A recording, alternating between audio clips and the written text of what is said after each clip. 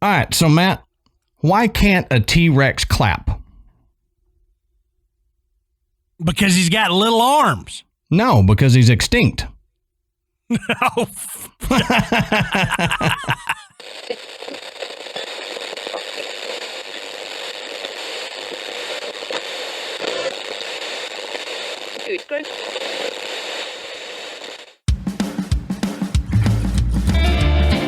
Good evening, everybody, and welcome to the Graveyard. Thank you for joining us tonight. My name is Adam. And my name's Matt. Now, pull up a tombstone or settle into your casket and get comfortable because this is Graveyard Tales. All right, everybody, here we are again. Matt, how you doing tonight, brother? Hey, I'm doing all right. Good. I'm glad to be back here. Mm-hmm. It's very steamy. Yeah. In the Graveyard South. Yep. Or Graveyard East or whatever we're calling it these days. Yeah, I mean it's been raining here today and the temperature's gotten up, and so now that it's stopped, it's like I'm recording in a sauna. Yeah. So everybody that's getting to see the video, you get to see my Podbelly shirt and the sweat stains that are going to wind up on it as we go. You can tell how far we are into the episode by the size of the sweat stains. Yeah, it's same way here, man. It raining on and off and raining all around us, and it is muggy and nasty outside. So I feel for you.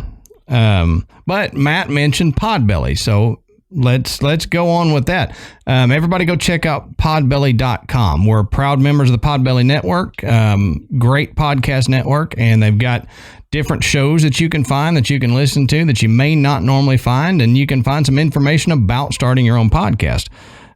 We also want to thank tonight's sponsors, Best Fiends and HelloFresh, and we'll talk a little bit more about them later. While you're on the internet and you're checking out Podbelly, go over to patreon.com/graveyardtales, and you can sign up for one of our 3 different levels there, and you can get bonus material from me and Matt. We're recording at least one, sometimes one and a quickie bonus episodes a week for you guys, and those usually run 20 to 35 minutes or so. And for our $10 members, they get the video of us recording each episode. So if you're interested in that, for $10 a month, you can see that, plus get you some stuff that we mail you there, a sticker pack, and get all the bonus episodes. And Matt and I were talking, and I think I'm going to start putting out little Adam's Ramblings things where I kind of go on further topics, what I couldn't ramble out during our episode because it would last 4.5 hours. I'm going to start typing up and putting on there so you guys get kind of an inner look at how my brain works. Yeah, you can get Adam's stream of consciousness. Yep. And sometimes it may come out that way. And just blah, verbally vomit. Yeah. If you ever thought, God, I wish Matt would shut up so I could listen to the sweet, sultry sounds of Adam's voice, this will be your chance. Yeah, and I may do it audio sometimes, but I think starting out I'm going to do typing, and so it's going to be little articles like op-eds, to start out with. Hey, so that way you can read it in Adam's voice. Yeah, or you can read my article in Matt's voice if you want to do that. That would be interesting. Or Morgan Freeman's voice. Hey, there you go. That's like that saying, be anybody, be you unless you can be Morgan Freeman. Then be Morgan Freeman. Yeah. So you can go check out our Patreon there and get different levels of subscription. And we're always putting stuff out. We try to keep that updated as often as possible. Recently, we just put out a call for our patrons to give us ideas for different topics that they want to hear. So you can go, if you're a patron, you can vote on different topics that we might do, or give us suggestions on what we should do next. And we take those seriously. That you're not just typing something in and then we'll never read it. We take those seriously and we put them on our list, and we put them high on our list. So if you're that interested in it, then we're going to bump it up and, do it sooner rather than later.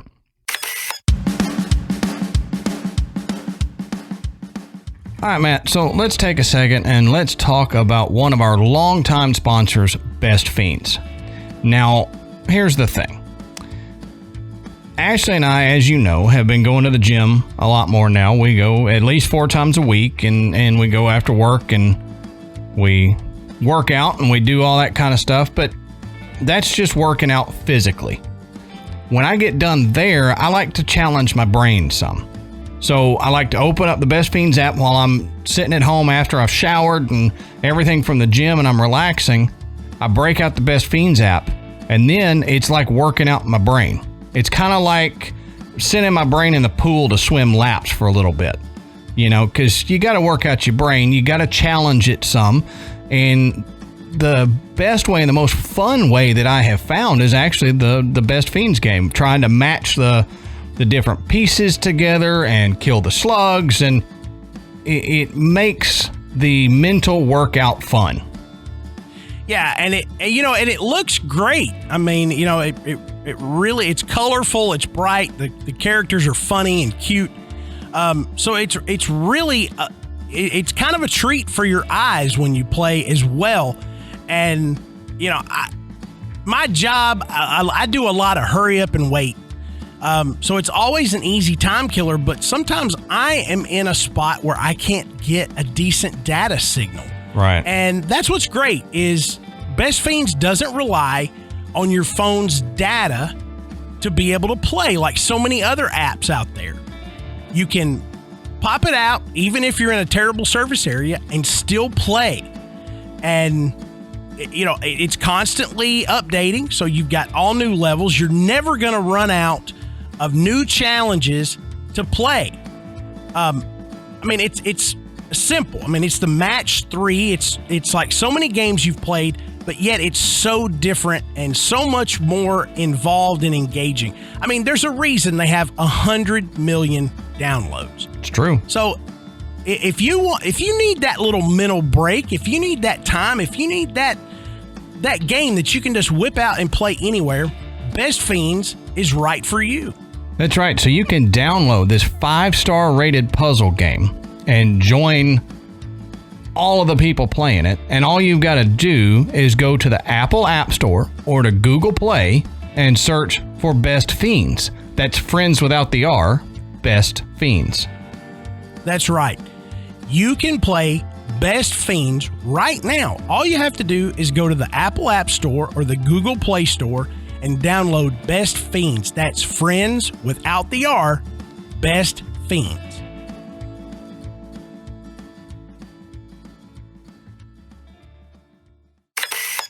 Now, Matt, that's all I've got as far as housekeeping and all that stuff in the beginning here. So why don't you tell us, what are we talking about tonight, brother? Okay, so tonight, Adam and I are going to discuss another UFO encounter that you may or may not have heard of. I know I picked up on this one about 2 weeks ago, and I immediately sent it to Adam, and he's like, "What is this?" Yeah, like, I'd heard the name, but I know nothing about it. I said, "Go look it up." I just came across this. I can't believe I haven't heard of this before. I guess I had heard bits and pieces of it and never heard the full story. So when I looked into it, I was like, bingo, we're going to talk about this. Tonight, we're going to discuss the Kinross Incident. And if you've not known it by that name, essentially, it's a situation where an unidentified flying object was picked up on radar, and the U.S. Air Force went after it, and the plane that went after it disappeared. Yep. Sounds like a few other ones, doesn't it? That seems to be a running theme with some of these. So let's not waste any time. Let's go ahead and get into this, because we're going to dig into some aspects of the story that's going to be interesting. So this event happened over Lake Superior on November 23rd, 1953. Now, it was near the U.S.-Canadian border, and the U.S. Air Defense Command noticed a blip on the radar where it shouldn't have been. So an unidentified object in restricted airspace over Lake Superior, not far from Soo Locks, which is the Great Lakes' most vital commercial gateway. I mean, it controls the traffic passing through there, and it's run by the Army Corps of Engineers. So an F-89C Scorpion jet, which if you've never seen a Scorpion jet, you need to look it up because they're crazy looking. That's a bad mamma jamma. Yeah. From Trow Air Force Base in Madison, Wisconsin, took off from nearby Kinross Air Force Base to investigate with 2 crew members on board. First Lieutenant Felix Moncla, who had clocked about 811 flying hours, including 121 in a similar aircraft to the Scorpion, took the pilot seat while Second Lieutenant Robert Wilson was observing the radar. Right. And like you said, that F-89C Scorpion is a wild-looking plane, and it was one of the top ones they had at the time. Yeah, I mean, it was an interceptor jet is what it was. Yeah. It was, hey, we see something, go find out what it is. And this was the jet that they used. Right. I mean, and we're going to get into this, but I mean, this sucker was going at the time about 500 miles an hour. Yeah. To intercept another aircraft. That's drawing near Mach 1. Yeah. 589. I mean, you think about that in 1953, they're just hopping in this plane and taking off going that fast, going after something else in the dark. Yeah, right. Right. What could go wrong? But, essentially, here we are, you pick this thing up on radar. It's in restricted, airspace. It's not responding. It's obviously not supposed to be there. So Felix Moncla and Robert Wilson hop in this jet. They're going to go check it out. All right, so let's look at Felix Moncla for just a second. We got to look at him. Now, Moncla was born in Missouri, Louisiana on October 21st, 1926, to Felix Sr., a high school science teacher, principal, and veteran of World War I, and Yvonne Baradon Moncla, who was a seamstress. He also had 2 older sisters, Leonie and Muriel Ann. Not long after his father had been hospitalized, Moncla's family moved to Moroville, Louisiana, to live with his uncle and great aunt. Now, Moncla attended high school in Moroville, and upon graduating from high school, accepted an athletic scholarship to Southwest Louisiana Institute. He played football there, and he received his Bachelor of Science degree. So after graduation, he enlisted in the United States Army and served during World War II as part of the occupation force of Japan. Now, after his service, Moncla attended the University of New Orleans, but re-enlisted in the military at the start of the Korean War in 1950, this time joining the United States Air Force as an officer pilot trainee. So this guy has done a lot. Yeah, he's got some cred. Yes, he does. Now, after spending a few months at a desk job in Dallas, Texas, Moncla was sent to Connally Air Force Base in Waco for basic pilot training. This is where he met and married Bobby Jean Coleman. He took his advanced pilot training at Reese Air Force Base in Lubbock and further training on the F-89 Scorpion in Tyndall Air Force Base in Panama City, Florida. Now, in Panama City, Bobby Jean gave birth to their first son. In July 1952, Moncla and his family moved to Madison, Wisconsin, and had a daughter born 5 months before Moncla's disappearance. So that gives you a little preview into what's about to happen. But let's look at Kincheloe Air Force Base in Kinross there. The reason it's called the Kinross Incident. And this actually comes from the U.S. Army Corps of Engineers. They had a lot of information about the stuff around there. but as a teaser, not a whole lot of information about this incident, which is weird, huh? Yeah, it's remarkably none. Yeah, right. A dearth of evidence, as they would say. Now, the former Kincheloe Air Force Base is a formerly used defense site located in Kinross, Michigan. Kincheloe Air Force Base was utilized by the Department of Defense, or the DoD, from 1942 to 1977. The installation was originally used as a refueling stop for aircrafts bound for Alaska and was deactivated after World War II to be used as a civilian airport by the city of Sault Ste. Marie. Now, the Air Force reactivated the installation in 1952 to serve as the 91st Air Base Squadron and renamed it Kinross Air Force Base. In 1959, the Strategic Air Command, or SAC, established a presence at Kincheloe Air Force Base. A number of larger aircraft, including B-52H jet bombers, began flying out of the base, necessitating extensions of the runway to 12,000 feet. The base closed September 1977. Now, the majority of the former Kincheloe Air Force Base property is now occupied by the Chippewa County International Airport, Kinross Township, and several state correctional facilities. Most of the industrial portions of Kincheloe Air Force Base are owned by either the Economic Development Corporation or the Kinross Township. So that Air Force Base has seen a fair share of action and turnover. So, Adam, we mentioned the Soo Locks in the intro and how influential it is. Tell us a little bit more about what the Soo Locks are. Right. So, like you said, they're very important for the travel and trade there in the area. And we'll look at that and kind of how it got its start and where it ended up. But the thing with Soo Locks being so important, it makes me think there was a UFO spotted on radar above them. They always seem to be spotted above very important areas. Mm-hmm. Air Force bases, big places of commercial travel,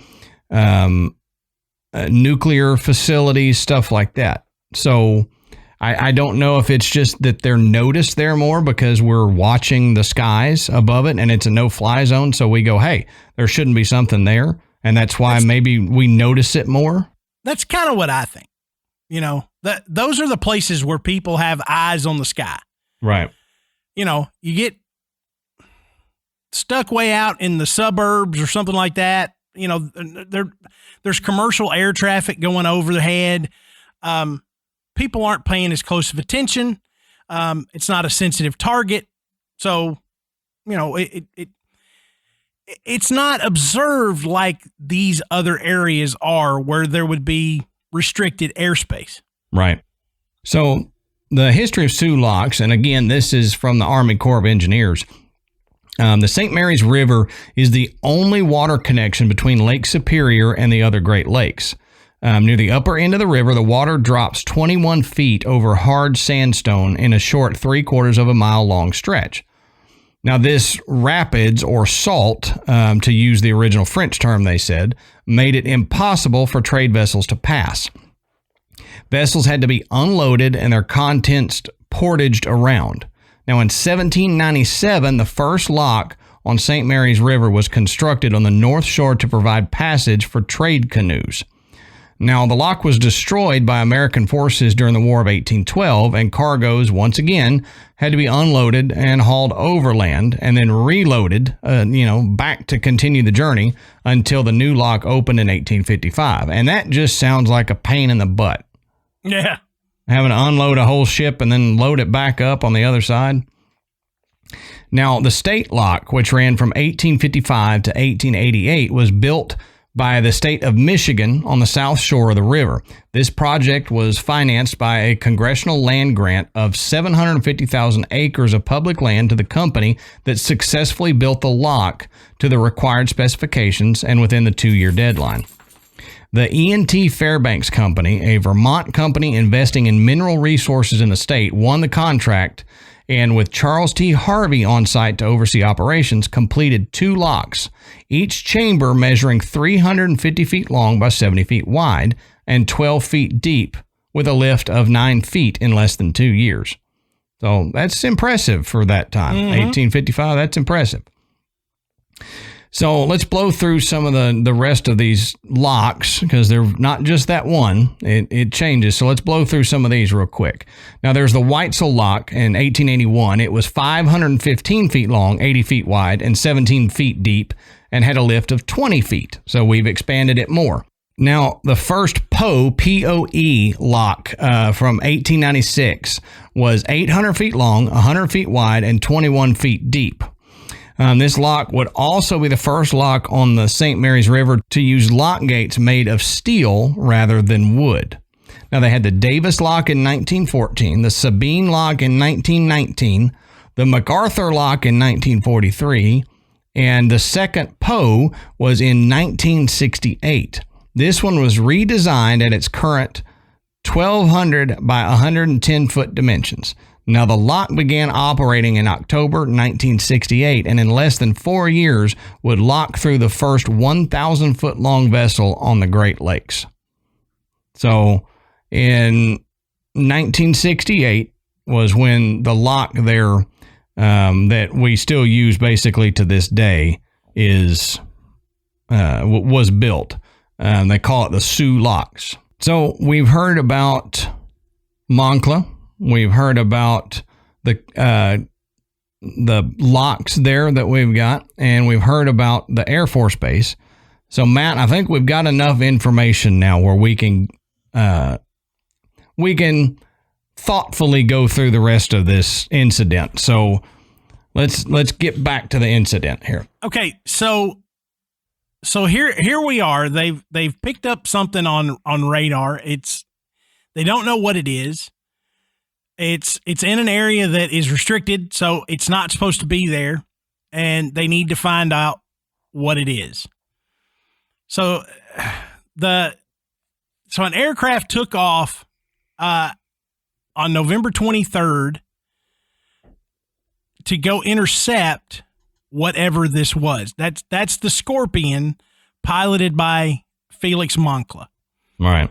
Now, the aircraft was under radar control throughout the entire interception. So they were able to see the Scorpion on the radar as well as the unidentified object. Now, the last radio contact was made by the radar station controlling the interception at about 2352 Zebra. Now, at approximately 2355 Zebra, the unknown aircraft and the F-89 merged together on the radar scope. So imagine you're this radar monitor guy. I don't know what else. Operator? Radar operator? Okay. That sounds better than radar controller guy. Yeah. Radar controller person, fella. Yeah. He's sitting there and he sees the blips on the radar converging, and then all of a sudden, bam, they connect. Yep, they're one blip now. Yeah. So one blip. Problem is, the one blip continued to be one blip. There was the second blip never came back. So realizing that it looked as if they had collided, they began to try to make contact with the Scorpion and Felix Moncla. But the signal, the radar return from the Scorpion jet disappeared completely, and they couldn't make any further contact with the F-89. That's scary. So Donald Kehoe, who investigated this matter and would later write books about it, said that essentially the two blips locked together and never separated. Now, the radar operator believed that First Lieutenant Moncla had either flown under or over the target. Now, at the same time, the Scorpion's IFF, or Identification Friend or Foe signal, like I said, disappeared. Now, the operator continued to watch, expecting that the Scorpion and the object would separate again into two blips, but he became frightened that the two objects had crashed into each other, like what I just said earlier. Right. So, according to the official accident report, the radar return from the F-89 simply, quote, disappeared from the GCI, or the Ground Controlled Interception Station's radar scope, end quote. And then the first radar return, indicating the unidentified object, veered off and it vanished too. So now you've got two things that were just vanished off the radar. So it was assumed that the unidentified object, the way it veered, it either took off at a high rate of speed outside of the radar signal, or it elevated. It went straight up beyond what the radar could pick up. Right. Now, ground control attempted to raise Lieutenant Moncla on the radio, but received no response. The operator contacted search and rescue, and he told them that he thought there might have been a midair collision, even though he'd seen one of the targets fly away. Now, he had hoping that the two pilots might have bailed out before the collision, and with their life jackets, it was estimated that they could probably survive a short time in the cold water. So they're not just looking for wreckage, they're looking for survivors here. Right, right. So the U.S. Air Force immediately initiates a search and rescue operation, and they also asked for support from Canada. Now, the pilot of another Scorpion joined the search and rescue and said that he heard a brief radio transmission from First Lieutenant Moncla about 40 minutes after the plane had disappeared from radar. No one else heard the radio call, and it could not be confirmed, but there was no other trace of the Scorpion and its crew. Now, all night, U.S. and Canadian search planes circled over the lake, and the following morning, boats joined in the search, crisscrossing the area where the aircraft was believed to have gone down. Now, you got to understand, these planes, are traveling about 500 miles an hour. It's really difficult to pinpoint where a plane traveling that fast may have landed in the water. Right, and they didn't have the same tracking that we have now on our jets, where they have, pinpoint beacons of where they are. Yeah. They caught them on radar, and as long as they were on radar, they could tell. But if they went off radar, it's not like they had a homing beacon on them, so they can't just go find that little black box and see where they're at. So there was never any evidence of the wreckage or the pilots found. And the Air Force official news release about the disappearance, which was delivered to the Associated Press, stated that the vanished jet, quote, was followed by radar until it merged with an object 70 miles off of Keweenaw Point in Upper Michigan.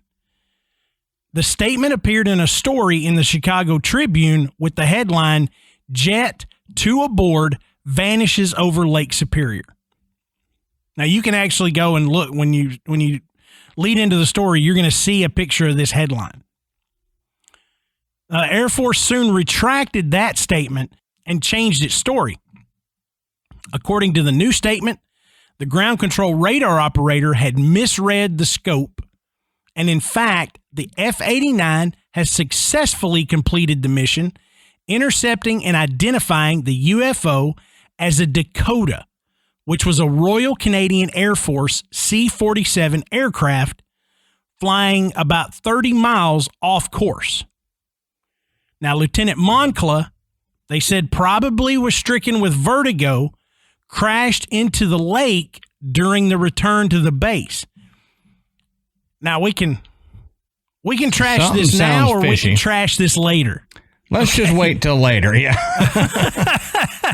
I mean, I'm sure everybody else is going, what? Yeah. Okay, we'll wait till later. The investigative report also said that they contacted the pilot of the Canadian aircraft, and he told them that he never saw the Scorpion F-89 and did not know that he was the subject of an interception. The F-89 had crashed, the report concluded, for unknown reasons after breaking off the intercept. Okay. So that was their official statement. Yeah. Moncla crashed. Okay. He had completed his mission, and the unidentified object was a C-47 Dakota from the Royal Canadian Air Force that was in restricted U.S. airspace. Right. Which, now, I mean, was really not that uncommon. Okay. They crossed over pretty routinely. Yeah. Because they felt like it was good for training and, air defense purposes. But here's the thing. Most likely, they would have identified themselves as being such. When ground control reached out to the unidentified plane, you better believe they would have said, "Hey, this is who we are from the Royal Canadian Air Force Base or Air Force," because they were like, "Don't shoot us down, please." Yeah, right. We're just flying around up here.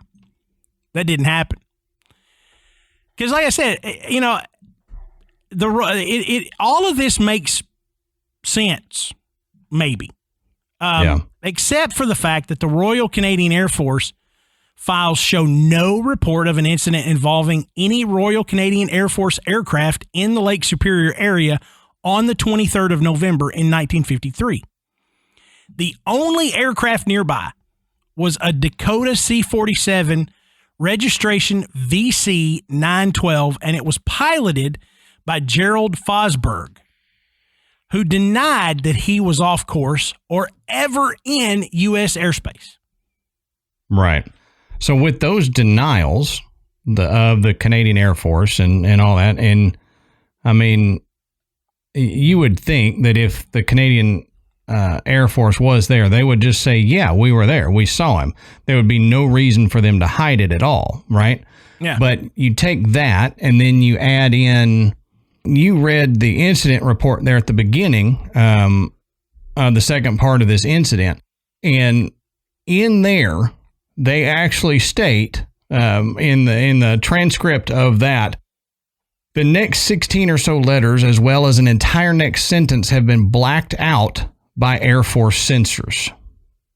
Okay? Yep. So, as we all know, redacted things don't necessarily mean that it's unimportant, right? Usually the most important parts are the blacked out and censored parts.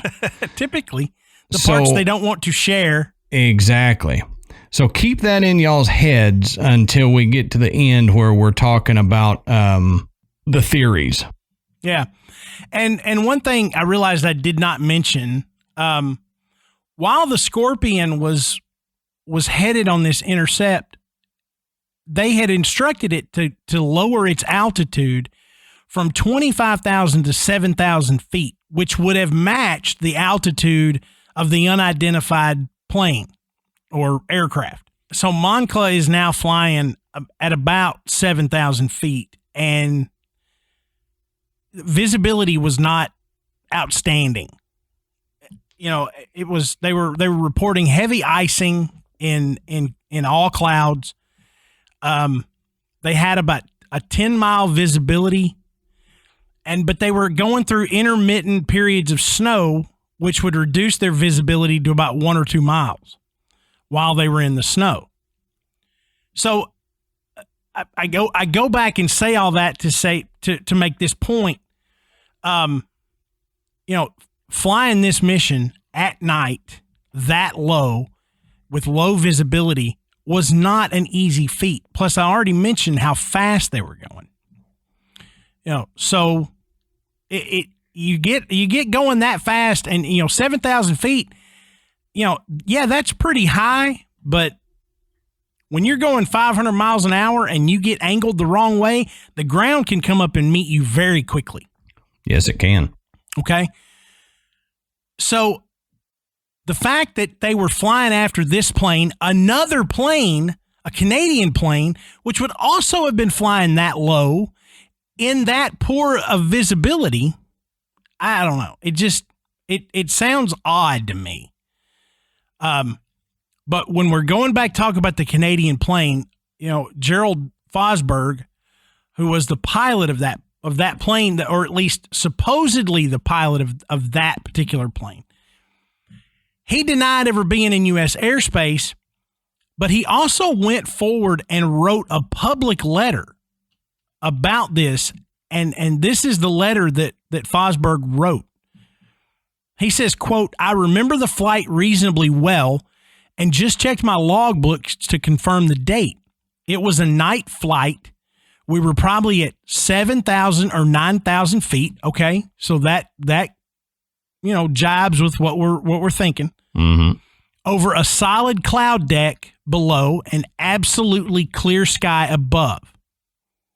Now, somewhere near Sault Ste. Marie and north of Kinross Air Force Base, I think a ground station, which he said he couldn't remember if it was American or Canadian, asked us if we had seen another aircraft's lights in our area. Said, "I do think I recall them saying at that time that the U.S. Air Force had scrambled an interceptor and they had lost contact with it. We replied that we had not seen anything.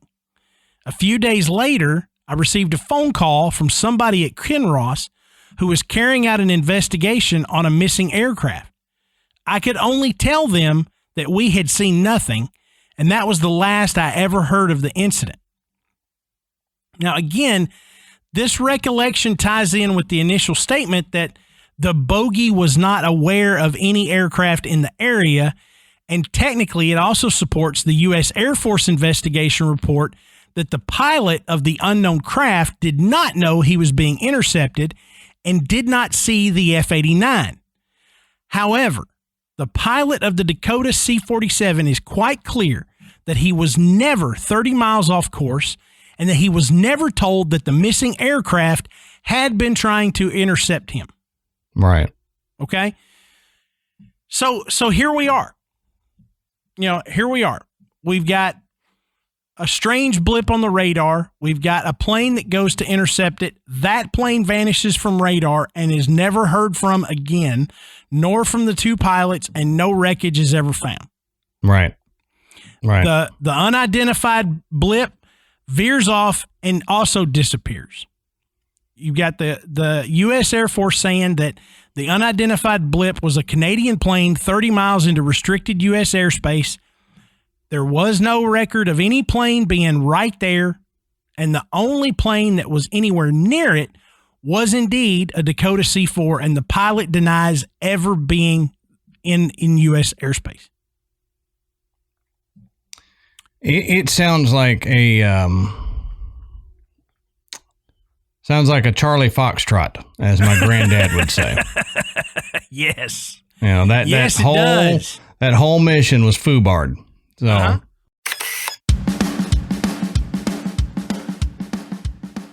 Okay, Adam, let's take a minute and talk about one of tonight's sponsors, HelloFresh. Now, what is HelloFresh? HelloFresh is a meal delivery service where you get fresh, pre-measured ingredients and mouth-watering seasonal recipes delivered right to your door. You can skip trips to the grocery store and count on HelloFresh to make home cooking easy, fun, and affordable. And that's why it's America's #1 meal kit. Now, HelloFresh cuts out stressful meal planning and grocery store trips, so you get to cook dinner and get it on the table in about 30 minutes or less. HelloFresh offers 25 or more recipes to choose from each week, from vegetarian meals to craft burgers and extra special gourmet options. There's something for everyone to enjoy, and all recipes are designed and tested by professional chefs and nutritional experts to ensure deliciousness and simplicity. HelloFresh's fresh ingredients are sourced directly from growers and delivered from the farm to your front door in under a week. That's right. And HelloFresh has actually been named Newsweek's most trusted meal kit company of 2021 with over 4 million households served. And you get a better value with HelloFresh. It's 28% cheaper than shopping at your local grocery store and about 72% cheaper than a restaurant meal. And you don't sacrifice the quality. And the other great thing about it is how quickly you can get the meals together. We've been going to the gym every week, several days a week, every week. And we'll wait, and after Ashley gets off work, we go to the gym, and then we get home, and it's late. It's like 7:45, 8 o'clock, and we need dinner, right? So HelloFresh it's a lifesaver because you've got everything pre-measured right there. You can pull it out, chop up the ingredients, and get the meal together in 30 minutes or less. And like last night, we had the pork carnitas tacos. Man, that was a great meal, and Michael loved it. It was simple to get together, but tasted amazing. So if that's what you like, that's what HelloFresh has. So Graveyard Tales listeners can go to HelloFresh.com/Graveyard12 and use our promo code Graveyard12 for 12 free meals. And that includes free shipping. That's right. So again, to join Matt and I in the HelloFresh family here, all you've got to do is go to HelloFresh.com/Graveyard12 and use our promo code Graveyard12. That's GRAVEYARD12, and you can get 12 meals free, including free shipping.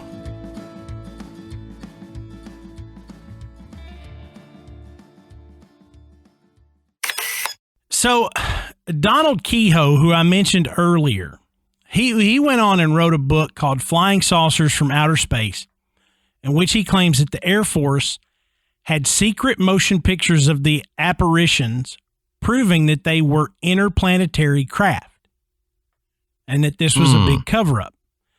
Now, according to Kehoe, who would write about the Kinross Incident again in a 1973 book called Aliens from Space, two separate Air Force representatives provided Lieutenant Moncla's widow with contradictory explanations of the incident. Now, in one version, they said that the pilot had crashed into the lake while flying too low. But in the other, a malfunction caused the jet to explode at a high altitude. Now, this is what they're telling this man's wife. Yeah, wildly different stories. Yeah. And I mean, it's strange because, officially we know that they had instructed Moncla to fly below 25,000 feet to around 7,000 feet to match what the unidentified object's altitude was. So to say that it exploded at a high altitude doesn't really make a lot of sense. It makes more sense to say that they crashed into the lake, but why tell them two different stories? Right. Why go to the family with two separate stories unless you've got two different individuals or representatives sharing a story that doesn't have a clear outlined, what's the word I'm looking for? A clear outlined history. Explanation. Yeah. Explanation. If the story is this and they say, okay, this is what happened. We can't find the wreckage. It was too dark. The water is too deep. The weather conditions weren't favorable for us to do a reasonable search before, any wreckage would have sank. Then, but it all kind of fits together that this is what happened. Fine. This is going to be your story. You present this story to this man's wife as to, why he's not coming home, and you move on. Yeah. But for somebody else from the Air Force to go and say, yeah, we're really sorry, Lieutenant Moncla died when his plane malfunctioned and it exploded at a high altitude. And here's his widow on the phone going, wait, what? Yeah, last week y'all told me something different. Yeah.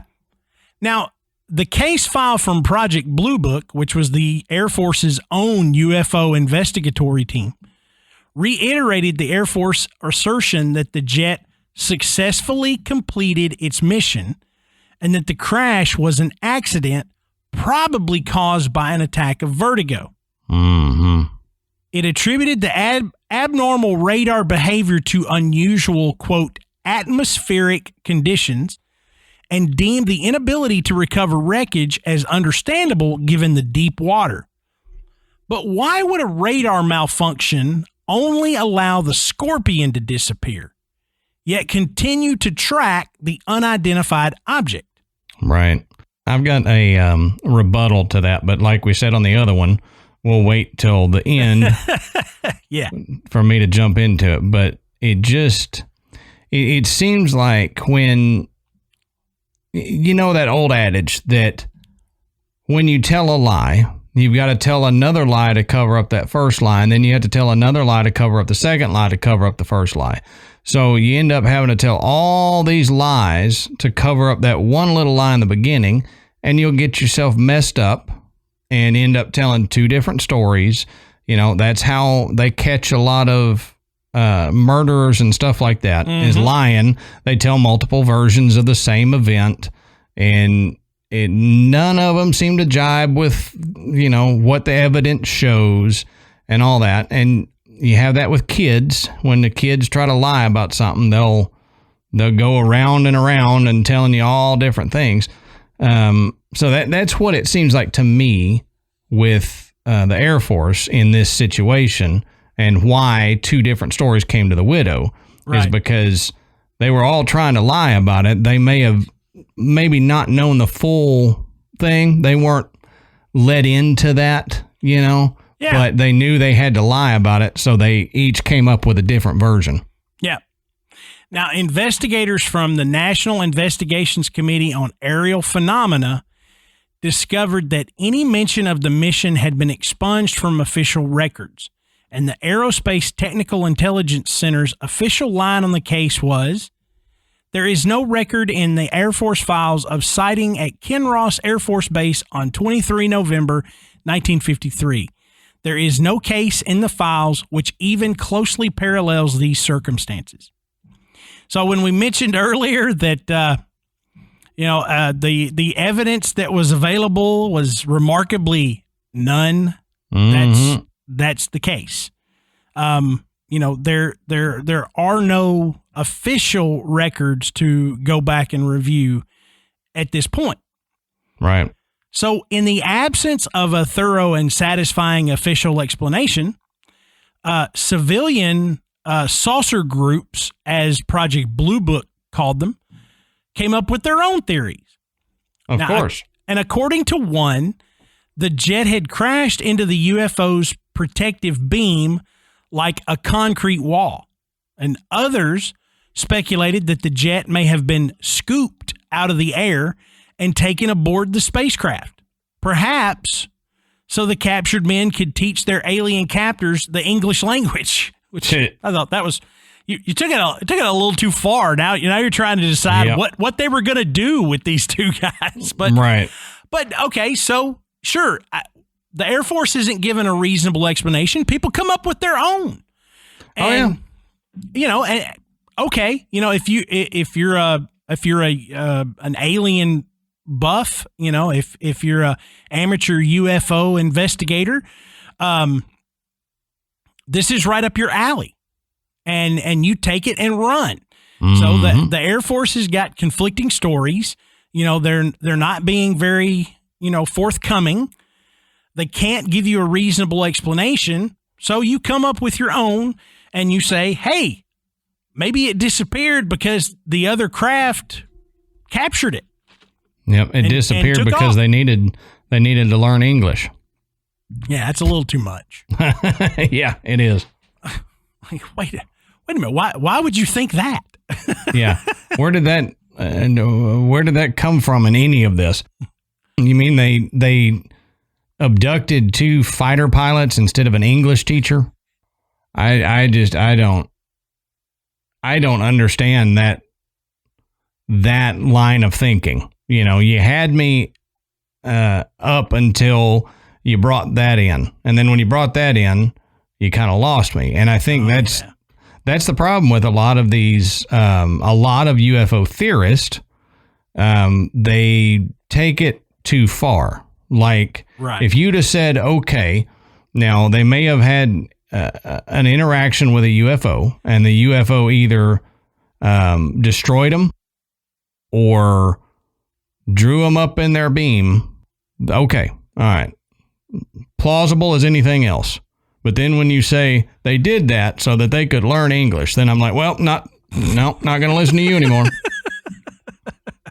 I know. I loved that though. And you know, the funny thing is there were more that were kind of really outlandish that I just left out. So yeah, they were just not even reasonable.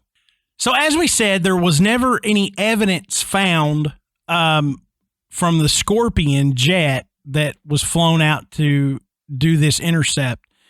But in 1968, airplane fragments were found near the eastern shore of Lake Superior. And an officer with the U.S. Air Force confirmed that the fragments had come from a military jet aircraft, and the local news reports speculated that these might be from the missing Scorpion F-89. But however, no other information was ever published, and the Canadian government doesn't appear to have any record of this find. So, you know, this was a story that came out. They don't have any actual fragments that they can produce, look at, study, whatever. It was just a story that came out, and, you know, now you try to go back and look, and there's no record of it. Right. So it cropped up briefly. They said that it looked like military. It did not necessarily say that. We're talking about local news said it was possibly from the missing Scorpion, but that was it. You know, there was nothing ever done further. Yep. And you can get local news stories like that are way off base and exaggerating something simply to make a headline. Sure. Or just being hopeful. You know, maybe it is. You know, it's a good way to lead into a story and then bring an old story back. You know, fill some time. It's newsworthy. You know, we're talking about from 1953 to 68. There's probably people that weren't even aware that had happened. Right. And you know, now it's a brand new news story to them, and it kind of crops it up. So sure, you know, why not? Right. And like you said, not much came of that. But we do have something that a little more came of it. Now, there's a company called the Great Lakes Dive Company. And in the summer of 2005, the Great Lakes Dive Company said this company is composed of engineers and professional divers. So it's people that know what they're doing. They decided that they were going to test some new equipment they had on two wrecks that had sunk in 1919. So through a series of technical glitches and lack of time, they instead decided to spend some time looking for the F-89. So they're out in the area. They're going to try to, they know there's these two wrecks that happened in 1919, so they were going to go do that. Well, some stuff happened, and they said, you know what, we're out here, we got the equipment, let's see if we can find the F-89. So they had a search grid of possible areas that the F-89 could have gone down, and using their new wide trajectory side scan sonar, they were amazed on their first pass to locate what turned out to be the missing jet, or so they say. Now, what is even more incredible, on closer examination of the surrounding area using the company's ROV, their remotely operated vehicle, some 215 feet from the aircraft, there was a metallic object partly buried in the sand. Now, this goes on to say that it is believed that this is just the top of a much larger craft, and it will only be through subsequent investigation that they will reveal the full size. Now, the object was 15 feet long by 8.5 feet wide. Now, the photographs of the of what they saw were actually published on the Great Lakes Dive Company website. Yeah, so I'll post them in Patreon. Yeah, so people had access to these photos and they could see it for themselves. But that was it. I mean, they had the story and these photos and just kind of laid it out there like a turd. And they said, hey, everybody come get a whiff of this. Right. And I'll post pictures of an F-89 in Patreon along with the pictures that they produced. So you can look at those and then you can give us what your thoughts are on it, the validity, the whatever that you think on there. But a spokesperson for the Great Lakes Dive Company concluded that it was highly unlikely that on the lake bed with no other debris for miles that the jet and the adjacent object were not interconnected. To date, the Great Lakes Dive Company have been banned from further exploration until they reveal the location of the F-89 to the Canadian government. Now, it says, while this request is reasonable for the recovery of the F-89, it is imperative that further investigation of the teardrop craft remains in the hands of the Great Lakes Dive Company. It would be all too easy for various governments involved, both Canada and America, to hijack this discovery and quietly recover the two crafts. It says this must not happen. This case must be broadcasted far and wide so that a legitimate and open understanding of whatever lies at the bottom of Lake Superior is available to all. Now, I do agree with that in one sense, that if you just give the coordinates to what could be this F-89 and a partial of a supposed UFO that they caught on radar to the governments, they would probably make that disappear. And then you go back out there and can't find it. And they say, don't know what you're talking about. Mm-hmm. It was never there. Yep. Don't know what you're talking about. So I understand like a third party doing the investigation of it. But I also think maybe you should get more people involved because what else has come of this, But let's take a little closer look at the Great Lakes Dive Company. Now, the spokesperson for the Great Lakes Dive Company was Adam Jimenez, and he was the one that confirmed the discovery. He was the one that spoke to the reporters. Now, Jimenez said that the images had been made with a fish finder, which it was a sounder used by commercial fishermen to locate schools of fish underwater. Now, journalists began to become suspicious, and they started to dig a little bit deeper. Now, it soon became clear that the Great Lakes Dive Company didn't really exist outside of these announcements. Now, they couldn't. Fishy, huh? Yeah, they couldn't find any biographical information or background on Adam Jimenez. All that existed under his name were an email address and a cell phone number. And local people involved with the shipwreck hunting and maritime history in the Great Lakes had never even heard of Adam Jimenez nor the Great Lakes Dive Company. Then 3 weeks after the discovery, the website with the photos disappeared, and Adam Jimenez no longer answered his phone nor responded to emails. So the whole Great Lakes Dive Company thing is widely considered to be a hoax at this point. Right. So it's really difficult to wrap your head around this. Why in 2006 would anybody come forward with information and photographs, even if they were fabricated, about this incident in 1953?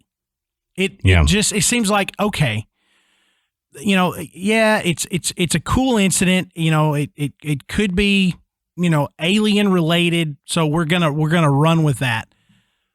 This seems like a huge risk. Okay. Oh, for sure. With probably little to no reward at all. All it's going to garner you is a bunch of unwanted attention from people you don't want attention from, namely government. The government, Canadians and United States. Mm-hmm. So you're talking about a situation where you start putting out these photos, you start making these claims that, we need a third party to do all this research and go down there and see what's really there, just to kind of quote unquote keep it clean. We're not going to let the government come in here and pull this stuff out and continue to hide things. Now, that's either true or that was just a way for them to kind of garner some support for the government staying out of it. But let me tell you something. You've got a military aircraft from any government at the bottom of any body of water, and you think you're just going to decide that you're going to go down there and investigate it? Wrong. Yeah. They're not going to let that happen. Happening. Okay? No. For one, it doesn't matter how old it is. That's government property, and you have no right to it. And I'm speaking, as if I'm the government. They own that plane regardless of whether it's crashed or not, and regardless of how long it's been down at the lake. We own it. We're going to go get it, and you're going to keep your hands off of it. So that was foolish to begin with. It may be right, but it wasn't going to happen ever. No. And I feel like, in a way, that whoever Adam Jimenez was, I feel like he could have been contacted by a government official, thus why the website went down and he no longer returned calls, because they may have said something to him, in a threatening manner, that if this is legit, you tell us about it. If it's not, you disappear real quick. Right. Or you're going to be in trouble, So I think that could be part of why it just, everything went away. And it could have been, hey, you may have found something. You're going to leave it alone, and you're going to quit talking to reporters. Mm-hmm. We're going to go down there and we're going to figure out what it is. You're not going to say anything else about it. Yeah. And I'm telling you get the right government people telling you to back off, you're going to back off. Oh, sure. That's just how it's going to work. The Adam Jimenez could have been a pseudonym to keep himself out of trouble. And he probably made up the Great Lakes Dive Company because it may have just been him that found it, and he wanted to sound more fanciful, I guess, and in that sense, if that's the case, if he did find something, which you can look at the pictures on Patreon and tell us if you think they're real or not. If he did find something and he wanted to make it seem legit, he did that. But then, like we were saying, they got contacted. Yeah. And they realized he was full of it with the Great Lakes Dive Company and all this other stuff, and they made him back off. Yeah. And that, if that was there, I doubt it's there anymore. Yeah. But I think it's pretty it's fairly maybe naive to believe that a couple of divers just got lucky and found this when on the first pass. Yeah, and governments had been hunting for it, for a period of time and never found anything. All of a sudden, 50 some odd years later, they come across it just out, testing some fish finder. And that's another thing. The description of the equipment that they used with the side scan images, experts said that equipment could have not been what took those photographs if they were legit. Now, they said the images couldn't have been made with a fish finder in the 500 feet deep waters where the wreckage supposedly was found.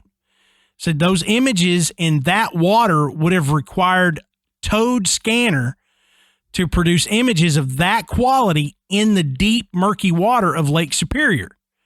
And even the local community and UFO researchers agree that the supposed discovery was probably a hoax. Yep. So, it just seems strange, why it would have just cropped up like that. Maybe it was just somebody looking for attention. And like I said, they got the wrong kind, and just had to quickly go, oh, we got to ditch this, Yeah. This might have been a fun little lark to get some attention. Get on the news. My thing is if the Great Lakes Dive Company was real, they pull something like this to get some attention for their company. And, next thing you know, they have a big boom in business. But there's no record of that company even existing. So I'm right. like, what gain were you going to get from this? Yep. It was most likely some local dude that had heard about the story and was trying to garner a little airtime, his 15 seconds of fame on the local news. But you mentioned earlier, Matt, that there are theories about this. Right. And that you and I need to bash some of these theories. So I feel like bashing something. So why don't we start bashing? Let's do some bashing. Okay. Let's talk about some possible theories of what may have really happened. And why these stories between the U.S. and Canadian governments may differ. One explanation is that it was a test of electronic countermeasure equipment designed to create false images on enemy radar. Now, in this scenario, ECM operators create a blip on an area that they know that the United States Air Force would be monitoring to test to see if they can fool an experienced military radar operator.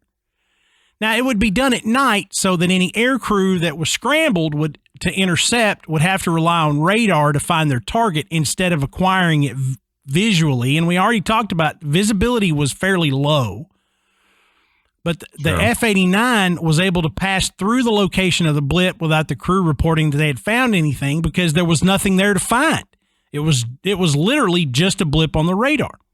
Mm-hmm. Now, officially, the United States Air Force Investigation Board concluded that the F-89 had crashed into Lake Superior at the time radar contact was lost. And later, the United States Air Force suggested that the F-89 had probably crashed into Lake Superior on the way back. So they contradict themselves in the same story. They're telling you that it had crashed. First time they say it crashed right after it intercepted the other aircraft. Second time they're telling you that it crashed while it had intercepted the aircraft and determined that this is what it was and had come back. Here's the funny thing.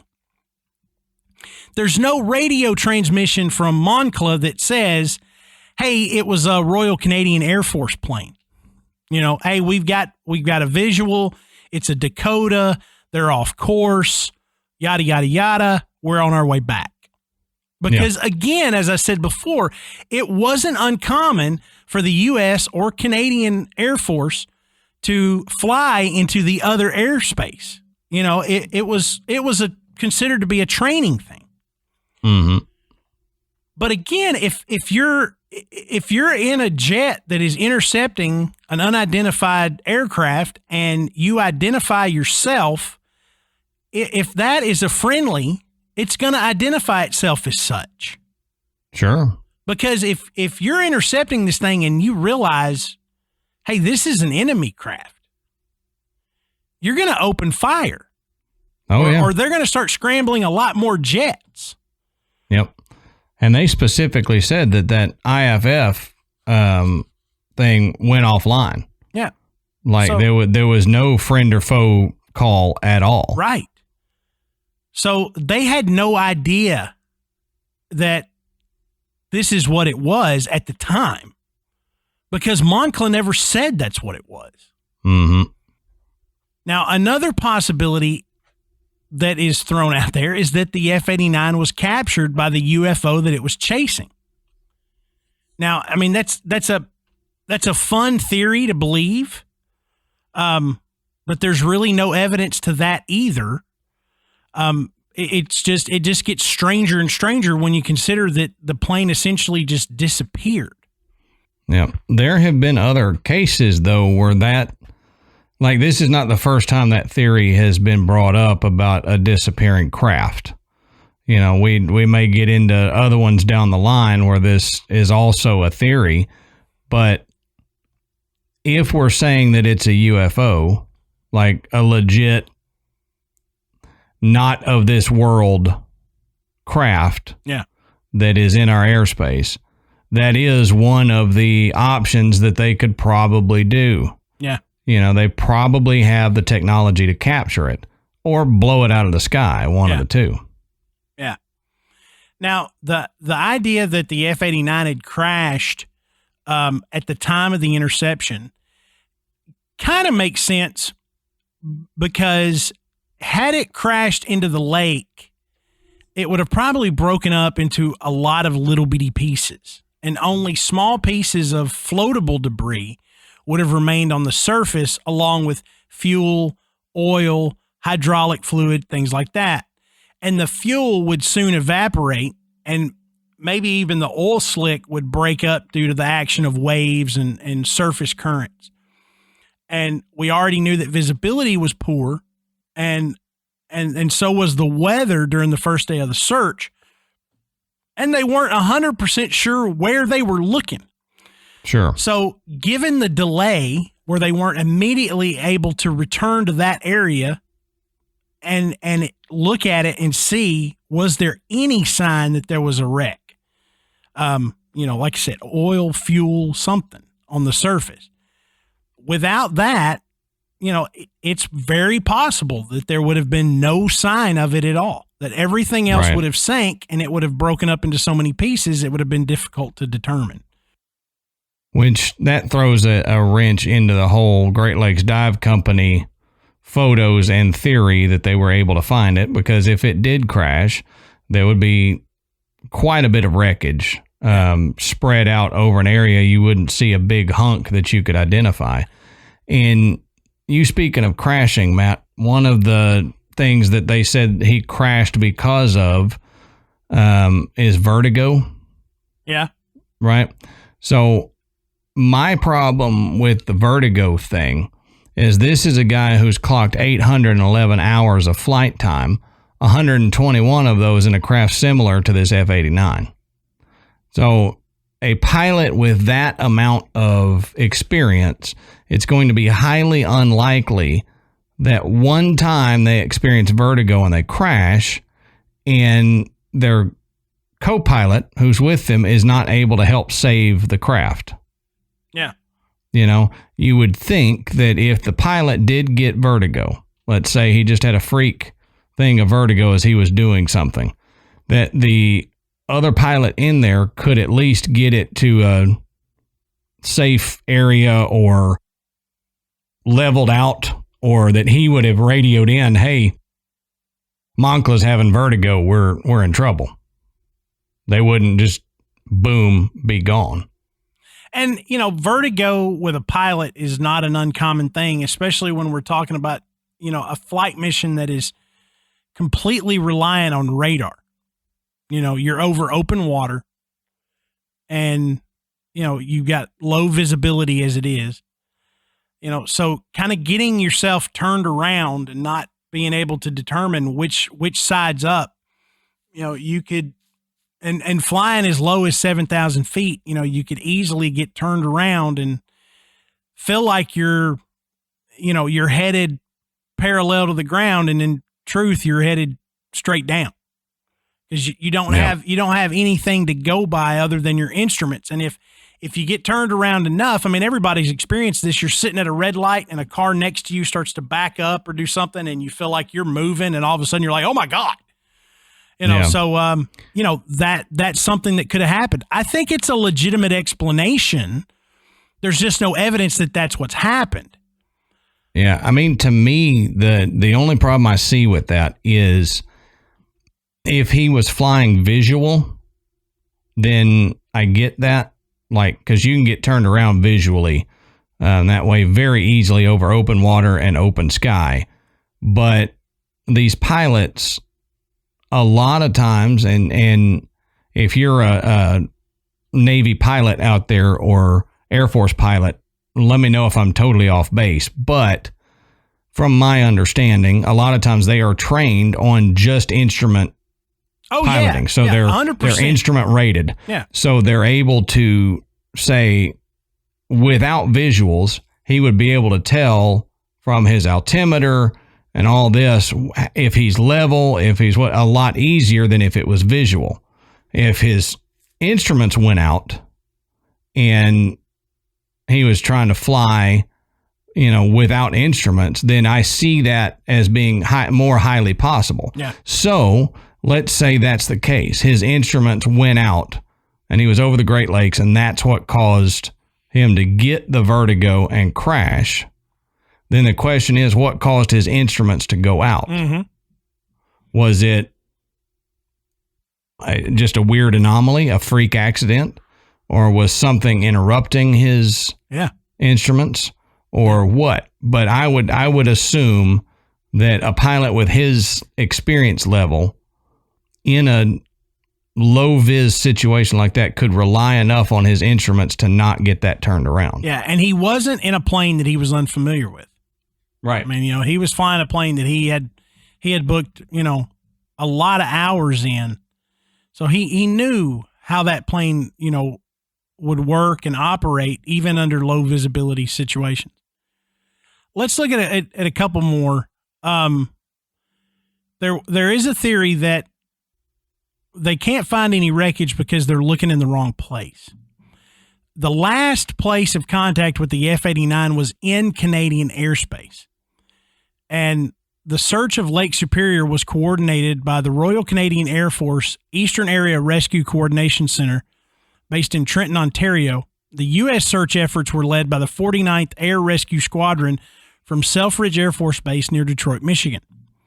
Now, as often is the case in such search efforts, the search teams received many tips during the course of the operation concerning observations submitted by members of the public who thought they may have been related to the F-89 disappearance.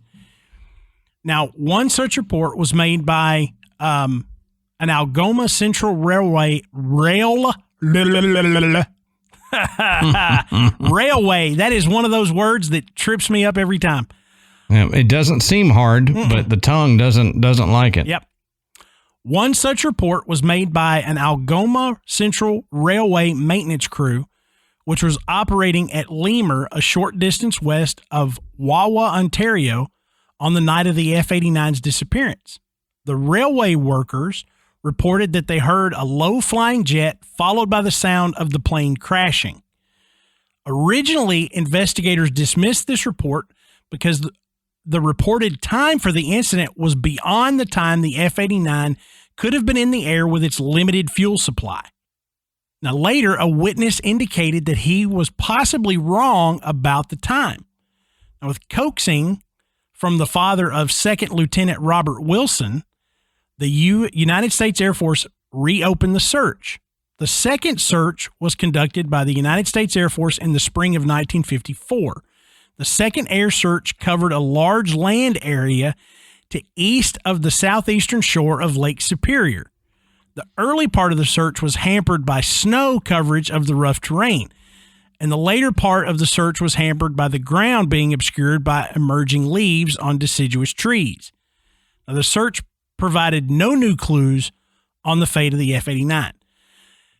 So they redirected their search, but they still didn't find anything. With these reports from civilians that they had heard what sounded like a jet and heard what sounded like a crash.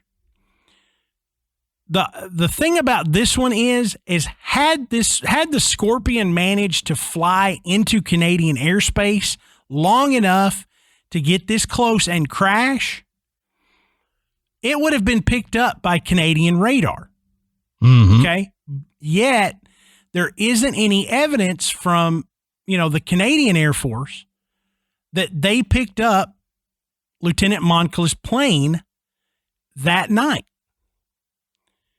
And it's also interesting to note that there are no radio communications or radar tracking problems for the F-89 search flights piloted by Lieutenant Mingenbach and Lieutenant Nordeck and Captain Bridges, who were working on the search efforts.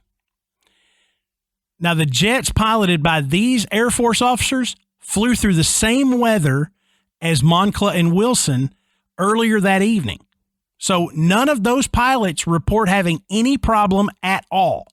Yep, in the same area, I assume, too. Which kind of goes back to Adam's, idea that if the theory is that Moncla developed vertigo, we're talking about a skilled pilot in a plane that he was familiar with.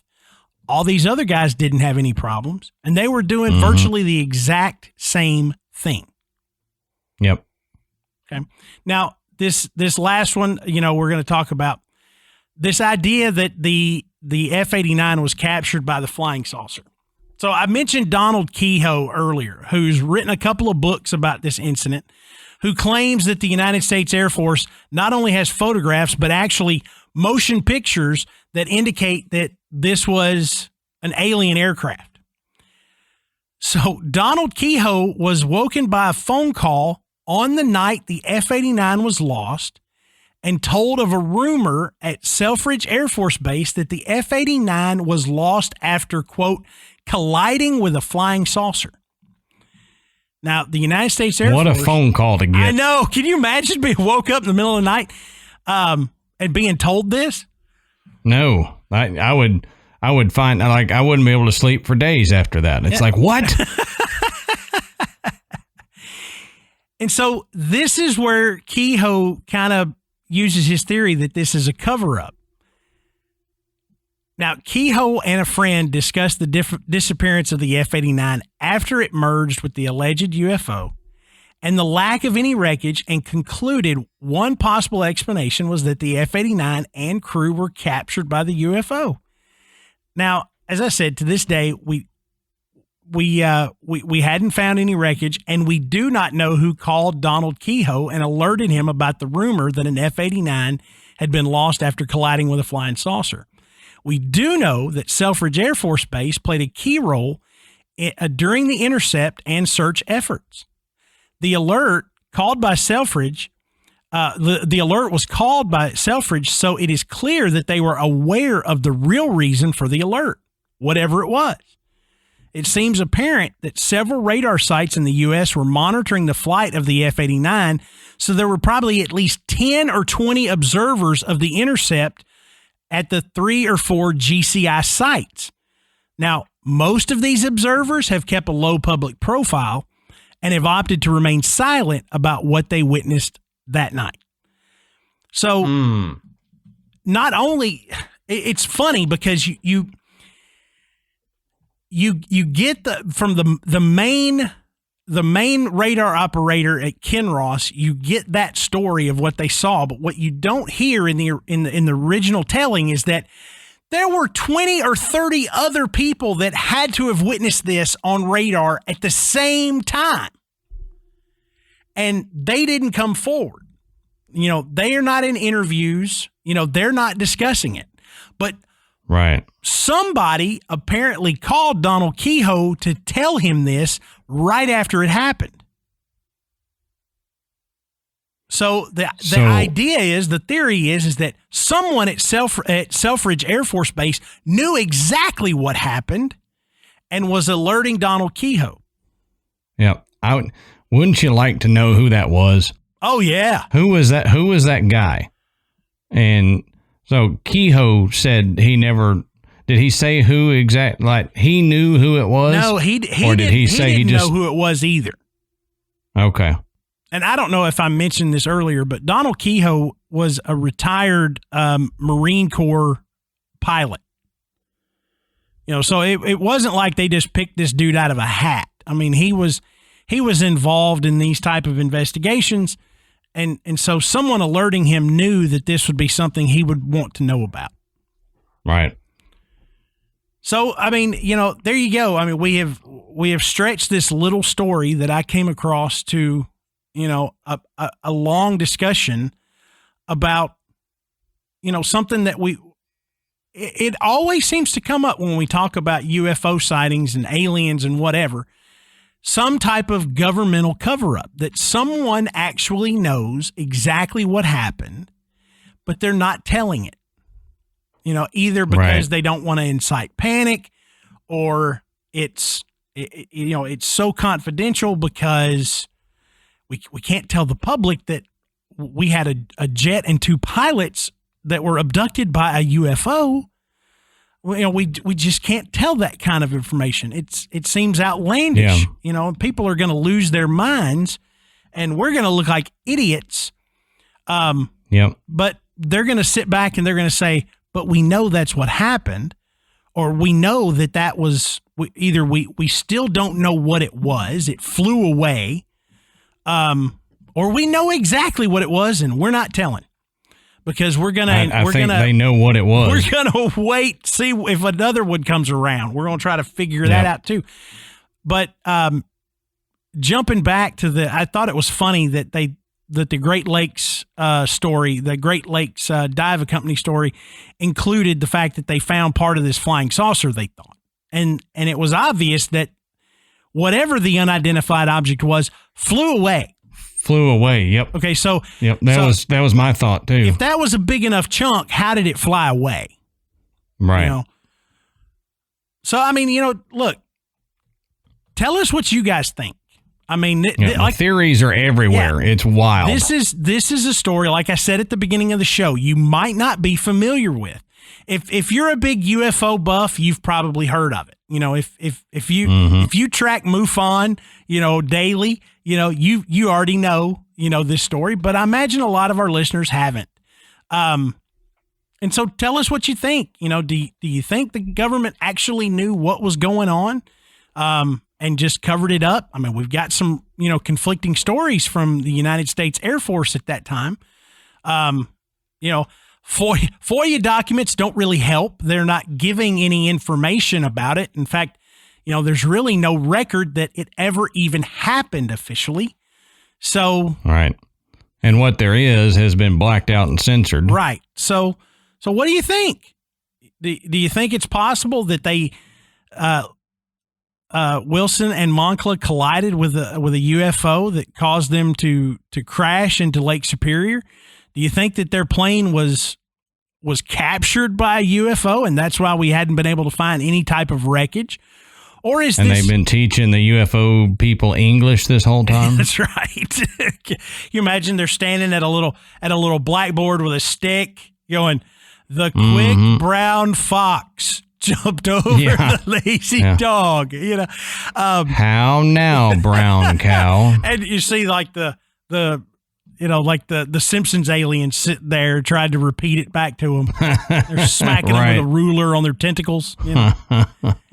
But it's a really cool story to kind of dig in and speculate, because if you think the 2006 Great Lakes Dive Company thing was just a hoax and it's not real, then we still don't know any more about this than we did in 1953.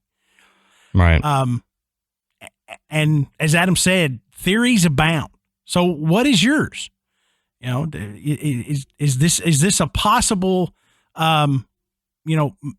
military interception of, an alien aircraft that resulted in the disappearance of 2 pilots and an F-89 Scorpion jet? Mm-hmm. Or do you think it was just he got turned around, instruments failed, and he got turned around and he crashed, and their story, one of the many stories they told, was true?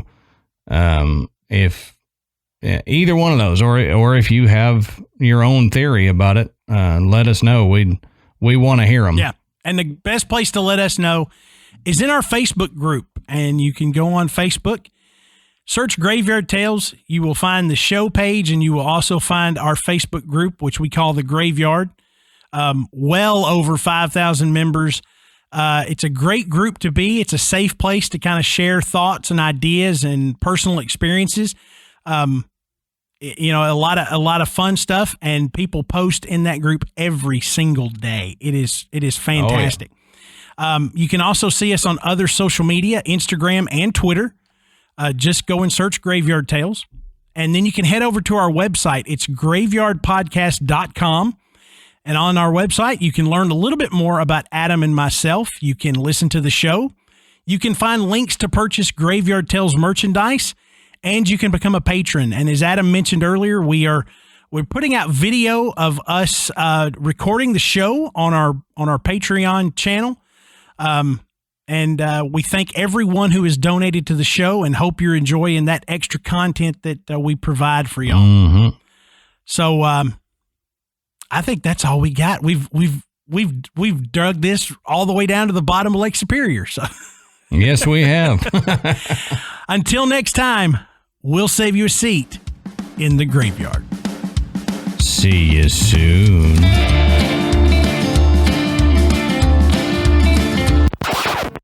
Oh my God. Walked right into that one. Yep, you're welcome.